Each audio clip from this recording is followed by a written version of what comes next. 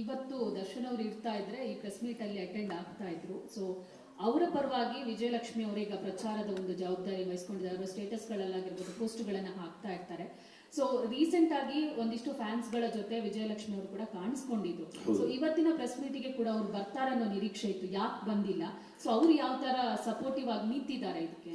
C, it is her choice. We respect her privacy and her state of mind. ಅವ್ರು ಮಾಡೋಕ್ಕೆ ತುಂಬಾ ಕೆಲಸ ಇದೆ. ಸೊ ಎಲ್ಲೆಲ್ಲಿ ಅವ್ರಿಗೆ ಸಾಧ್ಯ ಆಗಿತ್ತು ಅಲ್ಲಿ ಅವ್ರು ನಮಗೆ ಸಪೋರ್ಟಿವ್ ಆಗಿ ನಿಂತಿದ್ದಾರೆ. ಸೊ ಅಷ್ಟೇ, ಬೇರೆ ಏನೇನಿಲ್ಲ. So I don't think she is in town also. ಹಾಗಾಗಿ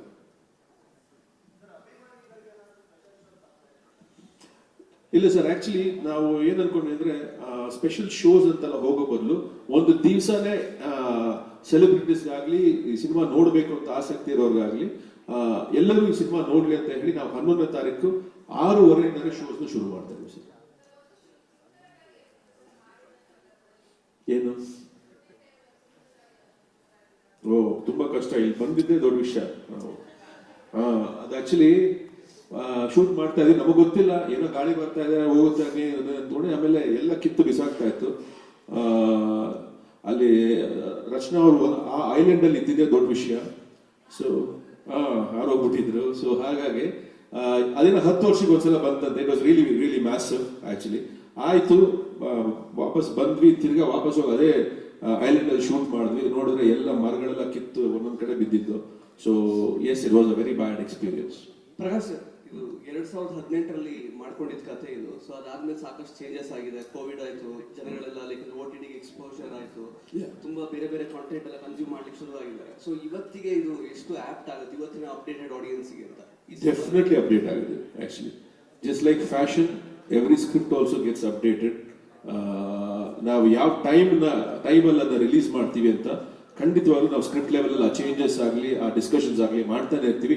ಎವ್ರಿ ಡೇ ಮಾಡ್ತೀವಿ. ಇನ್ಫ್ಯಾಕ್ಟ್ ಎಡಿಟಿಂಗ್ ಟೇಬಲ್ ಅಲ್ಲಿ ಕೂಡ ನಾವು ಅದರ ಡಿಸ್ಕಷನ್ಸ್ ಮಾಡ್ತಾ ಇರ್ತೀವಿ.